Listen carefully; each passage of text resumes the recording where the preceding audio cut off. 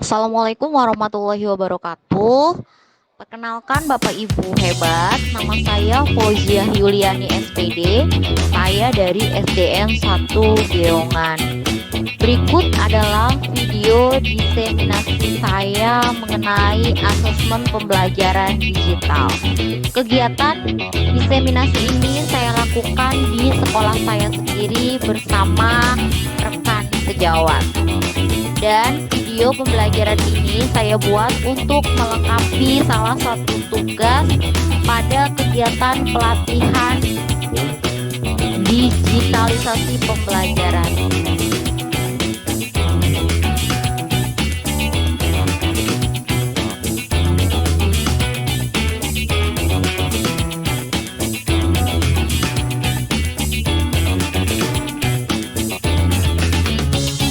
Assalamualaikum warahmatullahi wabarakatuh. Perkenalkan, nama saya Fauziah Yuliani SPD. Saya dari SDN 1 Geongan. Hari ini saya akan melakukan kegiatan coaching bersama rekan sejawat saya, Ibu Anindita SPD. Beliau ini adalah wali kelas 6 yang sama-sama mengajar di SDN 1 Geongan. Baik, untuk mempersingkat waktu kita langsung saja sapa beliau. Halo Ibu Dita, selamat pagi. Apa kabar hari ini? Alhamdulillah baik. Makin cantik saja, makin semangat saja Ibu Dita. Ibu Dita, terima kasih untuk waktunya. Hari ini kita akan melakukan kegiatan coaching mengenai asesmen pembelajaran digital. Bu Dita, menurut Bu Dita nih, apa sih pembelajaran digital itu? Menurut saya, pembelajaran digital itu adalah pembelajaran yang menggunakan media digital. Nah, di mana pembelajaran ini bertujuan supaya materi dan tujuan pembelajaran bisa tersampaikan dengan baik kepada siswa dengan menggunakan media digital tersebut. Oke. Terus saya dengar nih, Ibu Dita sudah sering menerapkan pembelajaran digital di kelasnya. Bagaimana sih caranya Ibu menerapkan pembelajaran digital di kelas? Awal mulanya saya menggunakan pembelajaran digital itu karena berpikir siswa ini setiap kali saya masuk ke dalam kelas itu kalau saya secara monoton, anak-anak banyak yang lesu. Anak-anak banyak yang tidak bersemangat dan kurang bergairah. Nah, oleh karena itu saya berpikir nih, gimana supaya anak-anak itu lebih bersemangat lagi dalam belajar. Nah, dunia sekarang itu lebih kepada dunia digital atau bisa kita anak-anak lebih dekat dengan gadgetnya ya. Oleh karena itu saya memasukkan media pembelajaran digital dengan ada menggunakan laptop, ada menggunakan handphone juga, ada menggunakan infocus. Nah, setelah saya menggunakan media digital tersebut, anak-anak lebih fokus lagi belajar, lebih semangat lagi dalam belajar. Nah, sehingga tujuan dan pembelajaran materi tersampaikan dengan baik Dan lebih mudah tercapai. ya, Gitu. begitu. Kemudian saya mau bertanya lagi nih, apa sih aplikasi yang digunakan dalam pembelajaran digital? Kan zaman sekarang banyak sekali tuh Ya. aplikasi-aplikasi. Yang Ibu Dita pakai apa?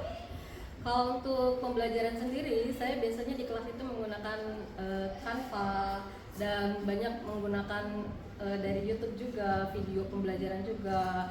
Dan kemudian untuk asesmen pembelajarannya sendiri, saya lebih banyak menggunakan Wordwall dan Quizizz. Oh, jadi bukan hanya media pembelajaran Ya. digital yang Ibu Dita gunakan, tapi juga asesmen pun Ya, betul menggunakan digital gitu. Ya.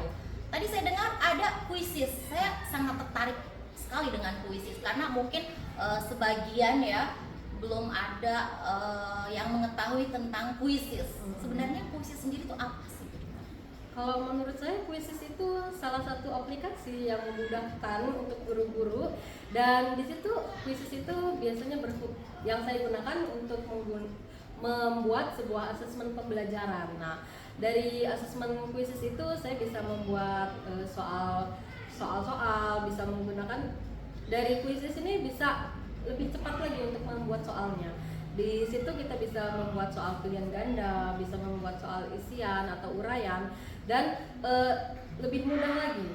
Kita mau membuat soalnya berapa jumlahnya, tinggal diklik aja jumlahnya berapa. Nah, nanti di situ dari Quizizz, aplikasi Quizizz itu bisa langsung ada sendiri soalnya, begitu Bu. Oh, jadi Quizizz itu uh, bisa bikin soal sendiri. Selain Ya. itu juga kita bisa mengeksplor ya, mencari-cari dari aplikasi tersebut ya. Kemudian bisa menyaring ya, menyaring misalnya subtopiknya apa nih gitu ya. Betul. Iya, oke. Bagaimana nih Bu Dita respon anak-anak nih ketika Ibu Dita melakukan asesmen pembelajaran digital? Ya, ketika saya menggunakan asesmen pembelajaran digital, terutama yang pakai menggunakan aplikasi Quizzes, anak-anak sangat antusias karena mereka di sini istilahnya baru ya, jadi mereka itu senang sekali. Nah, dari Quizzes tersebut hasil pembelajarannya lebih meningkat lagi, Bu. Seperti itu. Nah, terus kemudian pembelajaran menggunakan Quizzes juga lebih memudahkan anak-anak dalam mengerjakan soal dan sangat bervariatif sekali soal-soalnya. Ini itu termasuk dari kelebihan Quizzes-nya. Ya, Bisa dijelaskan lagi nggak kelebihan dari Quizzes, kelebihan yang lain selain yang tadi Ibu Dita sebutkan? Menurut saya kelebihan Quizzes itu bagi para pendidik ya, bisa memudahkan dalam membuat soal. Terus yang kedua lebih mengefektifkan waktu dalam pembuatan soal. Dan yang ketiga nih untuk penskoran sendiri. Dalam penskoran sendiri kita biasanya kalau manual itu yang namanya mewarisi lama sekali ya Bu ya. Iya, benar. Nah, ketika menggunakan Quizzes skornya itu sudah langsung muncul sendiri. Jadi kita bisa lihat mana nih anak yang lebih cepat mengerjakan, mana yang skornya lebih tinggi. Nah, itu bisa dilihat dari situ. Baik. Itu kelebihan Quizzes menurut saya. Dan Ibu Dita selalu menerapkan asesmen pembelajaran digital di kelas. Kalau untuk penerapan pembelajaran digital sendiri, saya sesuaikan dengan pembelajarannya. Jadi tidak satu hari itu tidak semuanya pembelajaran digital, tapi saya usahakan setiap hari itu ada salah satu dari mata pelajaran tentang apa, misal hari ini pelajarannya ada berapa, 3. Nah, saya usahakan salah satu mata pelajaran itu menggunakan asesmen digital begitu. Hebat sekali ya. Jadi intinya Ibu Dita itu adalah ibu guru milenial yang sudah menguasai digital, pembelajaran digital.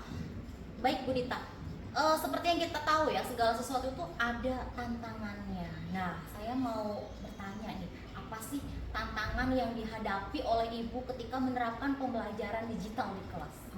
Kalau untuk tantangannya sendiri, kalau dari saya untuk pembuatan asesmen digital tadi lebih dibutuhkan kekreativitasan dari guru tersebut. Nah, bagaimana sih guru itu bisa menggunakan aplikasi ini dengan baik dan bisa menyaring aplikasi mana nih yang lebih mudah untuk siswa, atau gurunya sendiri harus juga punya kepintaran sendiri untuk tentang aplikasi digital tersebut. Dan yang kedua untuk kekurangan aplikasi Quizzes tadi juga bukan kekurangan aplikasinya ya, tapi kekurangan dalam penerapan di kelasnya Bu Dita.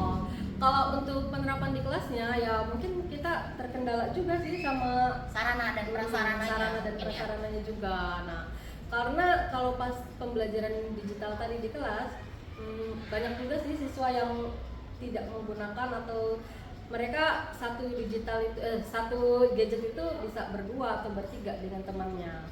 Jadi istilahnya bareng-bareng.